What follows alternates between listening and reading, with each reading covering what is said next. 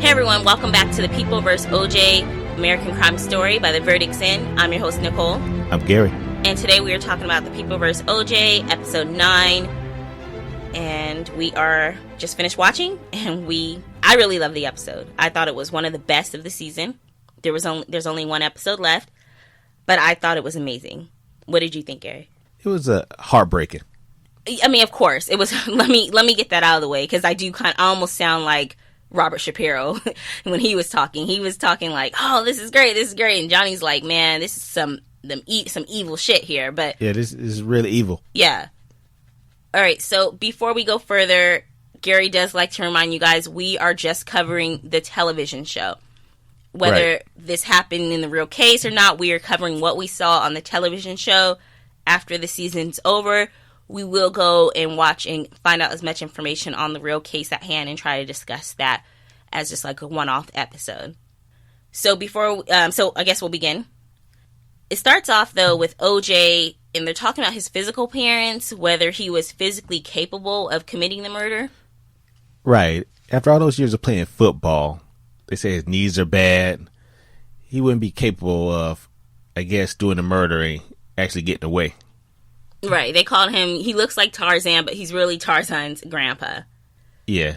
But I think that's quickly debunked, because then they say, well, 2 weeks prior to the murder, we have footage of him doing exercise videos. Right. So I guess that was like a quick one and done. Yeah. Boom, move on. But the big case at hand, which is what we saw how it ended last week, was that there was these tapes. And it was tapes of Detective Mark Furman, who was the main detective that found a lot of the evidence on the scene of the crime. He had already testified, because there were some questions about whether he was racist or not. And he testified. This question is whether he used the N-word or not. Whether he was, yeah, he used the N-word. And he testified under oath that he had never used that word. Right. Now there's tapes coming out saying, yes, he did use the word. And that's where the focus of this episode was. Whether he used the word, is there proof that he used the word, and is that relevant to the case? I mean, it's relevant. Okay, so you feel it's relevant? I don't feel whether he used the word or not is relevant, but some of the content of the tapes, they were relevant. Right.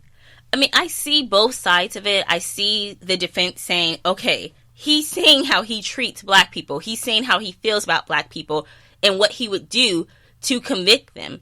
Here we are, we have a black defendant that's on trial, so I think it's relevant. Yet, on the other hand, I see the prosecution side. Like, man, people hear this, that's all they're going to hear, and that's all they're going to think about this racist cop. Could he, even though he wasn't specifically talking about the OJ case in the trial, in the tapes, because these tapes were, I don't know, a few years old. Yeah, they were over 7 years old, because they said that's why he knew he couldn't be convicted anymore, some of the crimes he was talking about it had been over 7 years since he did them, so he knew he couldn't be convicted. But I see their side of it, things too, saying, okay, this has nothing to do with OJ case, we're forgetting that 2 people have been killed. Well, actually, since they opened the door for it, it does have something to do with OJ case. It's kind of proven that this officer that you brought forward is a liar. Right, and what else is he lying about? He lied under oath once. What else is he lying about? Right. All right, so we get to hear these tapes. There's some bad, evil stuff on these tapes. First of all, they go to Johnny and F. Lee Bailey, they go to North Carolina to get the tapes because they're in a court. I don't know, they're sealed or something. I don't know why they were sealed. Well, I don't think her lawyer was giving them up. They weren't sealed, but they wanted the courts to, I guess, request her lawyer or her to give it up. Okay. Give the tapes up. She wanted to be legally obligated to give the tapes up rather than just give them up. Right. Okay. Well, she didn't want to be legally out. She didn't want to give the tapes up. Yeah, but that's the only way she was going to give them up is right. if they legally made her do it. Because remember, she said she didn't want to help OJ. Right. Well, we see Johnny and F. Lee Bailey. They go to North Carolina to get these tapes. I really love this scene. Well, first of all, we see Johnny. He's really pissed off when he's just reading the transcript of what was said on this tapes. They haven't even heard the tapes yet. He's reading the transcripts and seeing how the N-word was used and how violent actions were being done, and all of this by a police officer, a person that's supposed to protect and serve. Right. Was saying they did all this, and it wasn't like they did all this in their free time. They did this while they were, like, on duty. Yes. Not that it would have made that much of a difference if it's on their free time, but it makes it even worse that they will be in uniform with their badge and doing these evil crimes. However, when they come forward to the judge and Johnny does the talking, the judge is not impressed with Johnny. Not at all. He said, this is not Hollywood. He said, you're down south now. Now, do you think that judge was racist? Or do you think he just didn't like Johnny because he's like, a famous lawyer? He's been on TV a lot. I don't know. I want to think that he just didn't like Johnny's flamboyant way, gestures, his rhyming. I want to think that, but it's no telling. Because Ethel Bailey says, come on, dude. Like, pretty much you're not in Kansas anymore, or you are in Kansas now. Like, this is the South. There's Confederate flags everywhere. And the next, he says, well, do appeal and let me do the talking. And sure enough, Ethel Bailey, he brings in his good Southern charm and speaks it up to him, uses the Lord and says, hopefully the Lord just wants us to find the truth in these tapes. And obviously that worked. Yeah, but did you see how Johnny was looking at him? Johnny was like, what? I mean, Johnny was probably looking like, I can learn from this dude. Yeah, he was impressed. Like, when you're talking to different people, you do have to somewhat change your personality based on that person. Right. We don't talk to each other the same way you would maybe talk to your mom or talk to your child. You change the way you talk based on the person you're talking to, based on your audience. So I think Johnny kind of saw that, whether the judge was racist or not, he learned that, hey, I have to change what I say, to change the way I come at things based on my audience. So that was just like a learning thing for him. Right. But one thing I do like that Johnny said, he says, what's on these tapes is evil, and it's what black people have always known, but now it's here for the world to hear. It's now here for the world to hear. Do you agree with that statement? Oh, yeah, I definitely agree with that. I mean, nothing on that tape is not anything that was new to you and I. I'm surprised that it was new to the world when they played it. Right. Like, it's still, just because it's not new doesn't mean it doesn't hurt, doesn't mean that it's not evil. Listening to those tapes and just hearing the evil stuff that he was talking about that him and his officers do. Well, some people live in their bubble. If it's not happening to them or in their community, that means it's not happening. That's true. So when they hear the stories, they're like, yeah, right. I had a run-in with that officer last week. He's not like that. He's nothing happened to me. You're right. Right, but when you actually hear this out of the officer's mouth, then it changes perspective. Like, whoa, right, this is not the same guy. And I think in this case, seeing that they just saw the tapes of the Rodney King, and they probably want to use that as an excuse, like, okay, that was for four bad officers or whatever. That was a one-off incident. Then they hear about another officer, and he's talking about all the stuff that they do, and it's all the time. It's not like a one-off thing. Yeah, he said that the jail cell, he's surprised it don't smell like the N-word. Right. With, all the beatings they've been doing for 30 years. Yeah, it was sick. Right.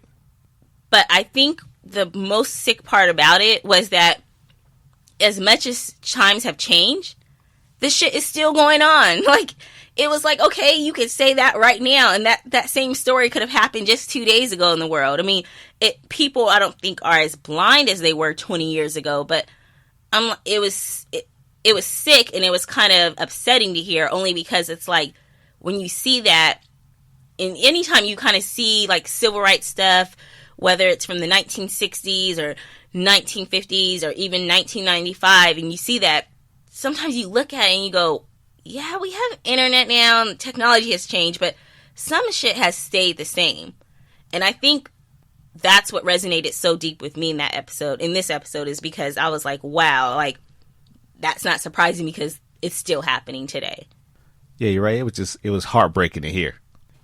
I loved Chris Darden this week. The guy that plays him, he should get an award. He did a really good job, his acting. But I loved when he told Marsha, like, when he like kind of flipped out in the elevator. He's like, dude, I told you not to put this dude on the stand. And I knew it was kind of going to be like an equal thing, whereas, oh, I know you told me not to put him on the stand, but I told you not to play the gloves. Right. But I'm like, I don't know, this is more damning than any glove barely fitting or not. I think it's all damning. It is all damning. I think the prosecution did a pretty good job of screwing his case up. Right. But he said you wanted a black face, but you never wanted a black voice.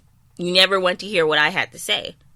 I understand where he's coming from, but I don't think that he was right when he said that. Because she looks like she have a lot of love for him. I think she just wanted it her way. She was the lead prosecutor. She just wanted everything her way. And like I said, when people live inside their little small bubble, and I see, like, she probably had encounters with Mark Furman. And he probably was nothing like that when she had encountered, like, no, this is a stand-up guy. I know him personally. So by hearing his pillow talk, well, I mean, this is not pillow talk, but you get what I'm saying. Right. Then, now you have a whole new outlook on this guy. I actually agree with Chris Darden. Now, whether Marsha Clark subconsciously X'd him out because she didn't want to hear what he had to say, I think she did it subconsciously or whatever. I think she did want him because he was black. But, like you kind of said, she already had her agenda, and she already had her mind made up on what she wanted to say. I'm going to tell you why I disagree with that. Because she didn't want him because he was black. The lead prosecutor? The DA? Mm-hmm. He said you need a black person. He said we need a black person. It's not like she said, I think we need to go get Chris because he's black. She didn't say that. Her boss said you need somebody, and she was like, what about Chris? Let's get Chris for this. I'm pretty sure they had a couple of just black people they could have chose from. Okay. Darden and Cochran got in a lot of arguments. And the first one kind of started at the beginning of the episode when Darden was interviewing a witness or whatever, cross-examining witness. And he asked them, was it a black male's voice that you heard?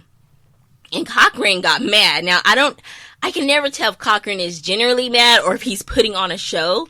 Yeah. But he was like, I'm appalled. Like, how can you tell a person's race based off how they sound? 2 questions. Do you agree with Darden, or do you think Darden did he really genuinely feel that way? Do I agree with Darden with what he said? Oh, Darden, or who do you agree with? Darden, or do you agree with Cochran? I agree with Cochran. I mean, it could go both ways. I mean, some people you automatically hear and you can tell who you're talking. Like, let's say I make a phone call. Sometimes I could tell immediately who I'm speaking to. And sometimes it just surprises me if I meet this person in person. If I meet him in person, I'm like, oh, okay, So it could go both ways. I agree with both, but I don't think a person sounds a certain way strictly because of the color of their skin. Like, if a person comes out black and a person comes out white, and they live that same exact, well, not the same, but they grew up in the same area. They're raised by the same people. They have almost the same experiences. They won't have the exact same because everyone will have different experiences. I think they can both have that same voice, the same tone of voice, whether they're black or white.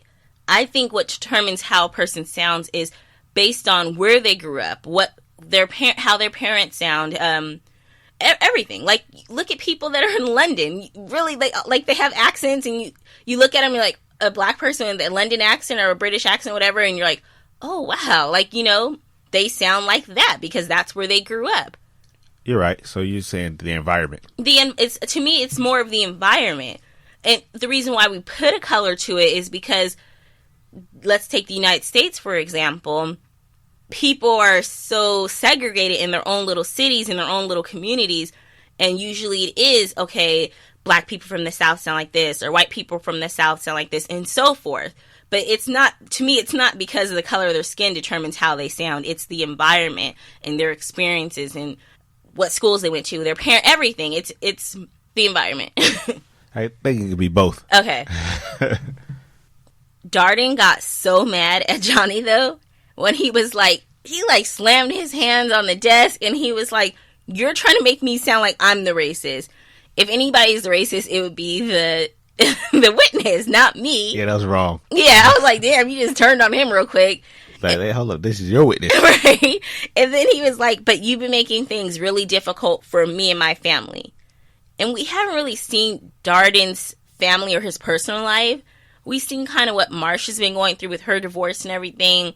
and Johnny with his family, and a few of the others with their personal family, but we haven't really seen Darden and what his family thinks of all this as the case has gone on. Yeah, we haven't. We saw his father at the beginning tell him, do not take this case. Right. But, that case was probably just a long shot to him at the time. Like, exactly. Don't worry, Dad. I'm not on their radar. I'm right. not high enough. But we see him go to the Black Reporter. What was the magazine? I don't recall. Yeah, but we see him go to him and say, I'm also black. You always have Johnny and the other lawyer on there, but you never have me. Mm-hmm. So you could tell that he's going through something. Yeah, they haven't put it in front of us yet. Right. All right. So eventually they decide, okay, we will play the tapes for the court to hear, but the jury's not out. So they play the entire tapes, and you can just see the anger and the disgust on everyone's face. And even Marsha Clark, I was like, why she seems so shocked? Even when Mark Fuhrman comes back on the stand, she's like shocked that he pleads the fifth, which we'll get to in a minute. But I'm like, is she really? I guess people that never had to experience that, I guess it's a surprise to them. Like, someone thinks they're not racist. That's what I said. That she knew a different Mark Fuhrman. Right. She knew she knew the public persona of Mark Fuhrman. She didn't know the real Mark Fuhrman. However, they discover that in these tapes, Mark Fuhrman also talks about Judge Ito's wife. And remember when Judge Ito first was assigned to the case, and we had his wife sign that there was no conflict of interest with any of the people that's going to testify. Right. And we saw her kind of freeze, and at the time we didn't know why. And it's because she outright lied. Because she lied also. She lied also. She knew her husband. She said, she reprimanded him. If she reprimanded Mark Fuhrman, her husband would never got the case. And I'm pretty sure they're probably wishing he never got the case at this point, because I'm sure it has to be stressful on their family, especially now that it came out that it was clear that she lied. There's no way she forgot that she reprimanded him.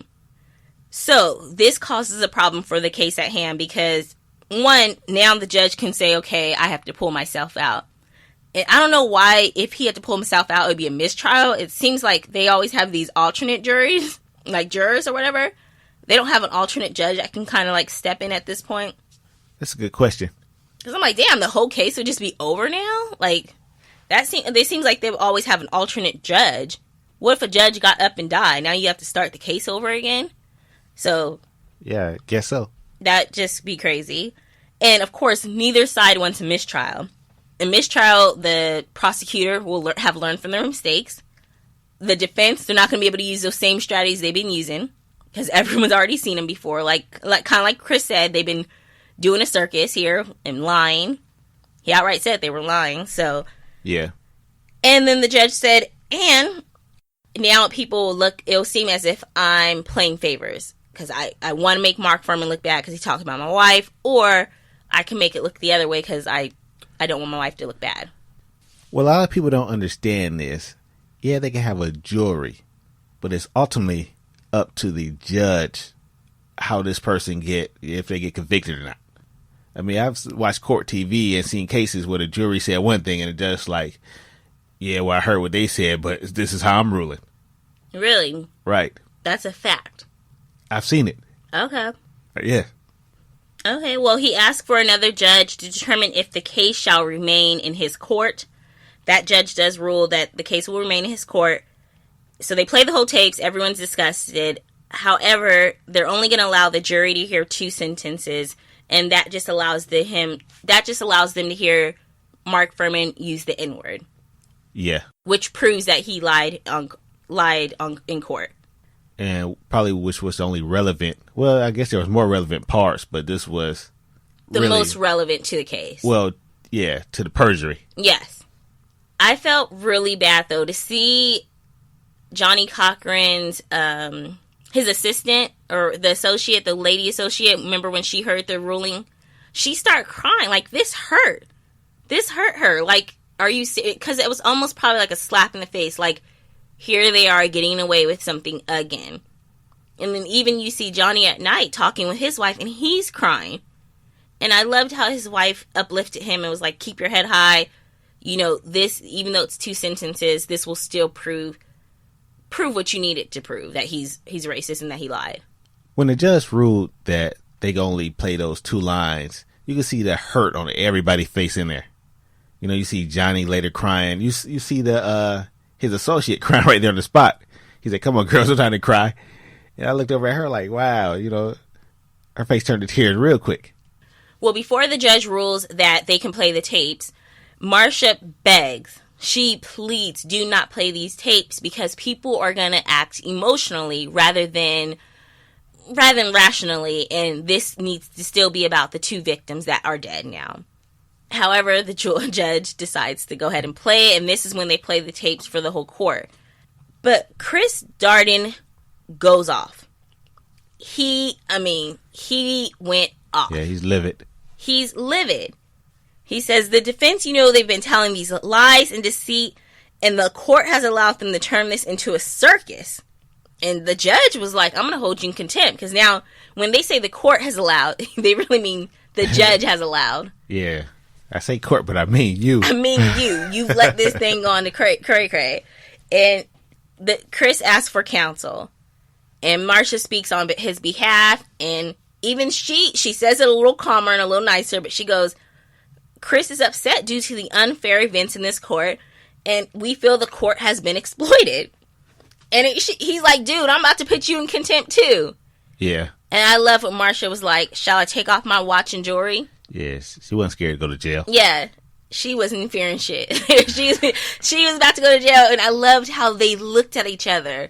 And it was that look like Chris Darden was like, I know you willing to go to jail for me. And I'm willing to go to jail. Like, this is serious. Like, they really feel strongly about this case. And I can imagine if they feel that this person is guilty and all of this charades is happening that's taken away from the real case at hand, I'd be pissed off too. And then this case cost the city, what, $6 million? Yeah, because they were talking about if we have a mistrial, damn, this already cost $6 million. So that's when Chris Darden, he gets up and he goes, we apologize, and kind of like, I apologize, we'll chill out type of thing. Yeah. Because then if they went to jail, it would just make it a bigger circus, really. Right. So we get Mark Fuhrman's testimony. Right when he comes out, Chris Darden walks out. Like, what did you think of that? I just think he was pissed off. He already knew who Mark Fuhrman was, how he was. He probably feel like, his gut was right. And now that he see Mark Fuhrman, he just probably so disgusted. He doesn't even want to see what he has to say. It doesn't really matter. It really doesn't matter what he has to say. So Mark Fuhrman, he pleads the fifth to all questions. And Johnny Cochran asks him, is that your intention to plead the fifth to all the questions I'm going to ask you? He says yes. He asks for a moment to, talk to his peers. And he says, I just have one more question for him. And Marcia tries to object to this, but the judge allows it. And he says, did you ever or have you ever planted or manufactured any evidence in this case? And Mark Fuhrman once again says he pleads the fifth. Yeah, that looks so bad. Yeah, and it's not a confirmation of guilt, but it does seem so guilty. That's a confirmation of guilt. It is you think it's a confirmation of guilt? I think so. I mean, he's already lied. He might as well go ahead and say no. That's what I was thinking. I'm like, might as well, even if no is a lie, might as well say no, so you won't look super bad, because you look horrible right now saying I plead the fifth to that question. Right. Well, he already looked horrible when they heard the tape. Right. And it just, pleading the fifth just made it worse. So that part was crazy, and it really actually helped the defense team. So I would say definitely the defense team is not just 1 up on this episode. They're about 5 up, because... Yeah, they shot up real quick. The tapes, his testimony, that was big. That was real big for them. It was. But at the same time, it still hurts that type of actions, those type of words are said still. I don't know what's going to happen with Mark Fuhrman, but he clearly lied under oath. And it was funny kind of when the judge is like, let me remind you, you're still under oath. Like, dude, that didn't stop him last time, but... Yeah, but I would say this was the best episode so far, and I'm happy that it's ending, and they need to just come to the conclusion of everything now at this point, but they did a really good job this season. Yeah, this was a great season. Yeah, I mean, I know a lot of stuff was for entertainment purposes, but they got us hooked. When they first said they were coming out with it, and we saw the cast, I mean, we love most of the people. Well, we love everybody in the cast. Right. You know, automatically. But I still thought it was going to be, like, kind of cheesy. Yeah, and there were some cheesy factors. I mean, I don't want to say nothing against Lifetime, but I thought it was going to be like a Lifetime type show. Right. But they surprised me. Yeah. It was actually a great show. I agree. And actually, I read somewhere or heard recently that, I don't know what station, I don't have all the facts right now, but I believe they're going to show the OJ case, like a 2-day special of showing the real case on TV. Right. Like just airing it over and over. The same station, right? Is it FX? I'm not sure. I think so. Okay. Well, I'll look and know by next week's episode. Yeah, well, they usually show the commercial during this, don't they? No, I never seen a commercial. For the real case? Right. No, I've never seen that. Yeah, or it's going to be on Esquire television or something. Something. I've seen it recently. Yeah. So we'll watch that as well. Maybe that's where we can get all our real information from. Yeah. Because I know they bend the truth a little here. They plead the fifth. Yeah. All right. Well, thank you guys so much for listening. As always, we greatly appreciate it. Remember, Empire came back on tonight. So if you're a fan of Empire, you can check us out on our Empire podcast where we discuss that show. And we also are covering The Walking Dead. Only one more episode left, but we will also be covering Fear the Walking Dead. So check us out on our Walking Dead series podcast as well. Thank you so much for listening. I'm Nicole. I'm Gary. Good night. Good night.